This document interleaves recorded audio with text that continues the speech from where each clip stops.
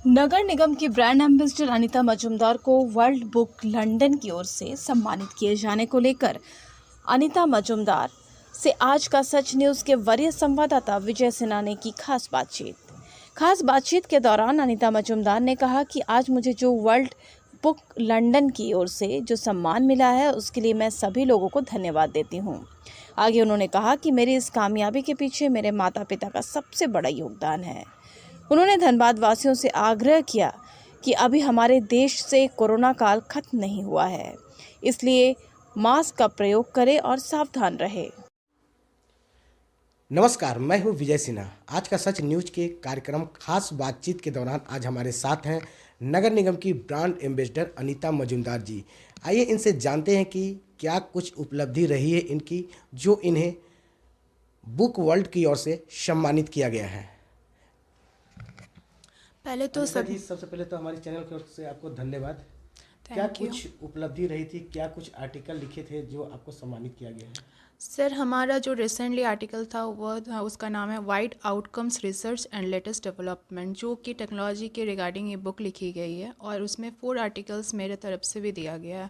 और उसके लिए मैं शुक्रिया बालू चंद्र सर को भी करना चाहूँगी कि जिन्होंने इस काबिल मुझे सोचा कि उन्होंने अपने बुक में मुझे 4 आर्टिकल्स लिखने का मौका दिया। और ये बुक जो आ रही है वो गिनीज ऑफ वर्ल्ड रिकॉर्ड में भी इसका दाखिल हो चुका है और मुझे सम्मानित किया गया है world book of record London से। ये जो आपको सम्मानित किया गया है, क्या कुछ आर्टिकल लिखी थी, किस विषय पे था? विषय था कि हमारा जो भी लेटेस्ट टेक्नोलॉजीज़ के रिगार्डिंग है, जिसमें बच्चे लोगों को बहुत हेल्प हो, उस विषय में ये आर्टिकल्स लिखी गई है। आपकी जो उपलब्धि रही, इससे पहले भी सम्मानित किया गया आपको, किन किन संस्थाओं और कहाँ कहाँ से सम्मानित किया गया? सबसे पहले तो मुझे महिला सुरक्षा से सम्मानित किया गया था जब मैं 2018 में मिस इंडिया बनी थी। उसके बाद सबसे पहले मैं ब्रांड एम्बेसडर बनी थी महिला सुरक्षा से।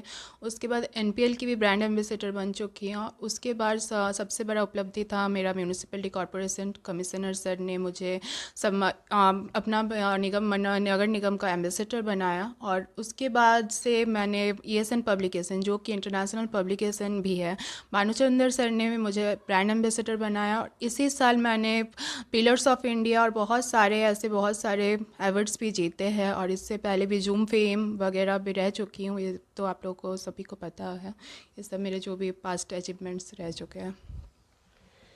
ये जो आप कार्य कर रही हैं समाज से जुड़े हुए, उसमें सबसे बड़ा श्रेय किसे देंगे कि जिनके कारण आज आप इतना मेडल जीत रहे हैं, लोगों के बीच जा रहे हैं, जागरूक कर रहे हैं? सबसे पहले श्रेय तो मैं अपने डैड मॉम को करना चाहूँगी। 1 साल पहले ही आप लोगों को चाहे पता ही होगा कि मेरे डैड एक्सपायर हो चुके हैं। सबसे पहला श्रेय तो उनको दूंगी कि जिन्होंने मुझे आज इस काबिल बनाया कि मैं कुछ कर पाऊँ।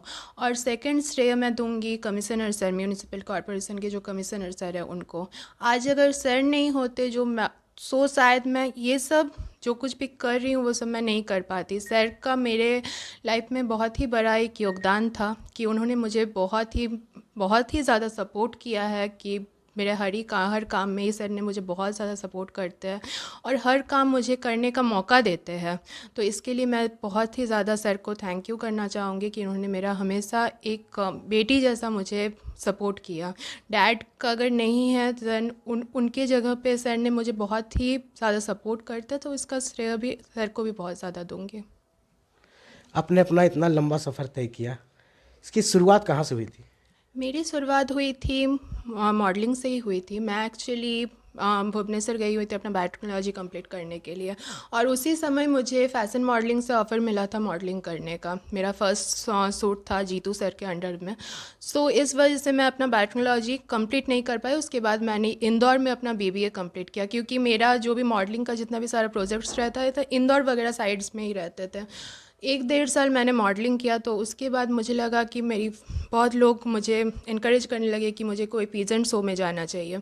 सो उसके बाद मैंने मिस इंडिया में अपना फिलअप किया था अपना फॉर्म। उसके बाद वहाँ से मुझे मिस इंडिया रनर अप का टैग मिला।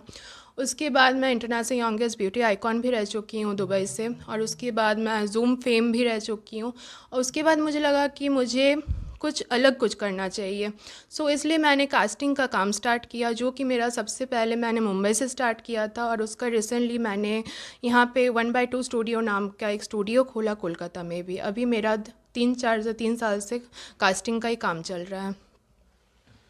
अभी जो आपको सम्मानित किया गया है लंदन की ओर से, तो जो सम्मान मिला है आपको, जो आप आर्टिकल लिखे हैं, अभी जो नए जो युवा पीढ़ी के लोग हैं उन्हें क्या संदेश देंगे? सर, मैं युवा पीढ़ी के लोगों को यही संदेश दूंगी कि ये, क्योंकि देखिए मेरा फील्ड मॉडलिंग से स्टार्ट हुआ था, अभी मेरा फील्ड बहुत ही अलग हो गया। मैं कास्टिंग का भी काम करती हूँ, मैं रिसेंटली मुझे ऑथर का सर्टिफिकेट मिल चुका है।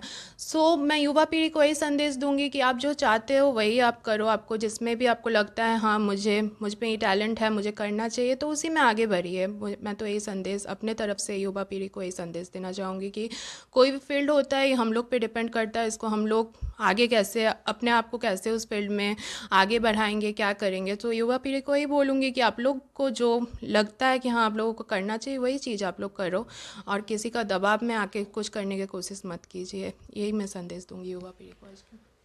हर जगह से आपको सम्मान मिल रहा है, कैसा महसूस कर रहे हैं? बहुत ही ज़्यादा अच्छा लग रहा है, क्योंकि धनबाद जैसे एक छोटे से जगह में रह के आज के डेट में इतने इतने बड़े बड़े जगह से सम्मानित होना, और अब इतने कम समय में इतना कुछ अचीव करना, तो इसके लिए बहुत ही ज़्यादा अपने पेरेंट्स को भी धन्यवाद करूँगी कि जिन्होंने मुझे कोई भी चीज़ में नहीं रोका था। आज का मुझे पेरेंट्स का बहुत ही ज़्यादा सपोर्ट मिला था, क्योंकि मॉडलिंग फील्ड आप लोगों को भी शायद पता होगा, ग्लैमर इंडस्ट्री में बहुत पेरेंट्स सोचते हैं कि नहीं जाने देना चाहते बच्चे लोगों की, लेकिन मेरे पेरेंट्स ने ऐसा कुछ नहीं किया। उन्होंने लोगों ने मुझे इनकरेज किया कि हाँ जो आप करना चाहती हो उसको करो, और शायद इसी वजह से उन लोगों के सपोर्ट की वजह से मुझे लगता है कि मैं आज जो कुछ भी मुकाम हासिल कर रही हूँ अपने डैड या मॉम या अपने पेरेंट्स के सपोर्ट की वजह से कर रही हूँ। आगे क्या नई सोच रहेगी आपकी? सर, अभी तो मैं सोच रही हूँ, अभी मुझे वैसे मेरा कास्टिंग का जो काम चलता है वो तो मेरा चलता ही रहेगा। अभी जैसे कोरोना आ रहा है, तो अभी सोच यही है कि हम लोगों को सबसे पहले अभी म्यूनिसिपैलिटी कॉर्पोरेशन से हम लोग सब सोच रहे हैं कि दैट हम लोग कोरोना के रिगार्डिंग, जैसे इससे पहले भी कोरोना जिस समय आया हुआ था हम लोग ने हर एक जगह पे सैनिटाइज वगैरह करवाया, और अभी से सरकार ऑलरेडी जागरूक हो चुके हैं इस बारे में, क्योंकि आप लोगों को चाहे पता ही होगा कि बहुत ही ज़्यादा कोरोना वायरस बहुत ही तेज़ी से फैल रहा है। और अभी कुछ जैसे क्रिसमस सेलिब्रेशंस हुआ, न्यू ईयर सेलिब्रेशन, उसमें पब्लिक बहुत ही भीड़ कर रहे थे, तो इस वजह से कोरोना बहुत ज़्यादा बढ़ रहा है। तो इसके लिए अभी से हम लोग म्यूनिसिपैलिटी कॉर्पोरेशन के तरफ से या मैं अपने तरफ से जितना भी हो सके मैं करने का कोशिश कर रही हूँ, बहुत ही जल्द से जल्द।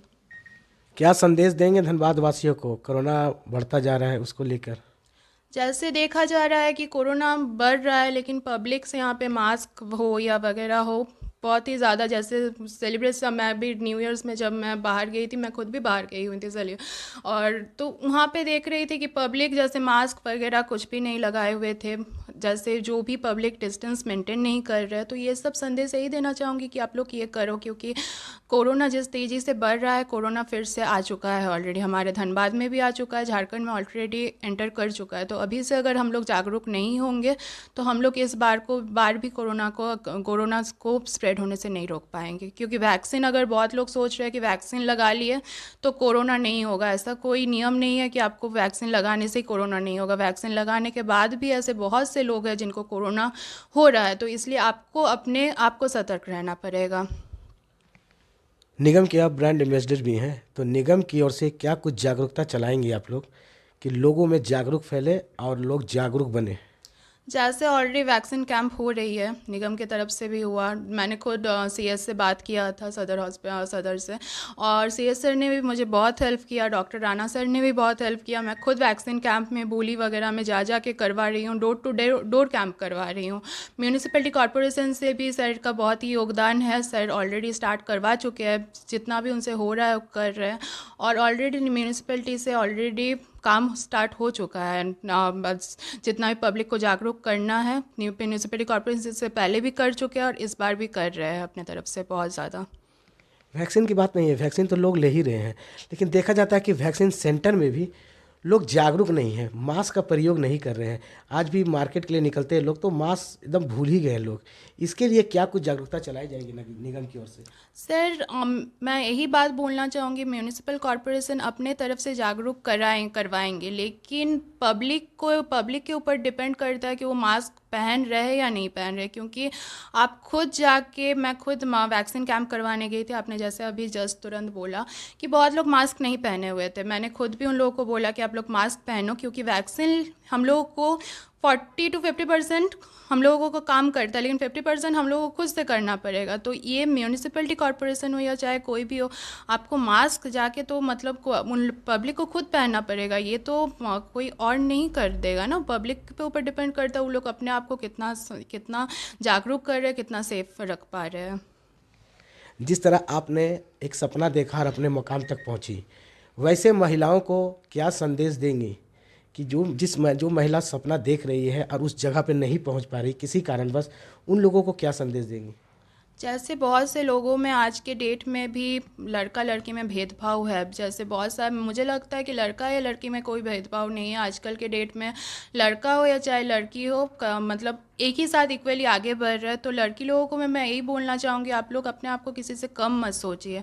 आप लोगों को जो करना है वही आप करो। आप फैमिली को समझाओ, मतलब ऐसा कुछ नहीं, ज़िद करके नहीं, प्यार से समझाओ कि हाँ मुझे ये करना है। उन लोगों को उस चीज़ का प्लस पॉइंट समझाओ कि इस चीज़ में मैं जाऊंगी तो हाँ ज़रूर मैं इसमें सक्सेस करूंगी। और ऐसा मन के अंदर ये मत लगाओ कि हम लोग किसी से कम है। आप यही सोचो कि हाँ मुझे करना है तो मुझे करना है, चाहे लड़का हो या लड़की हो, इसमें कोई डिपेंड नहीं करता है। मेरे हिसाब से तो मैं यही बोलूँगी। धन्यवाद मजुमदार जी हमारे शो में आने के लिए। तो हमारे साथ थी नगर निगम की ब्रांड एम्बेसडर अनीता मजुमदार दी। इनका साफ तौर पर कहना है कि अगर सपना देखे तो उसे पूरा करें। और निगम की ओर से धनबाद वासियों के लिए ये एक संदेश छोड़ी है कि कोरोना अभी हमारे देश से नहीं गया है, इसलिए जागरूक रहें, स्वस्थ रहें। अपने सहयोगी दीपक परमानी के साथ विजय सिन्हा, आज का सच न्यूज़, धनबाद।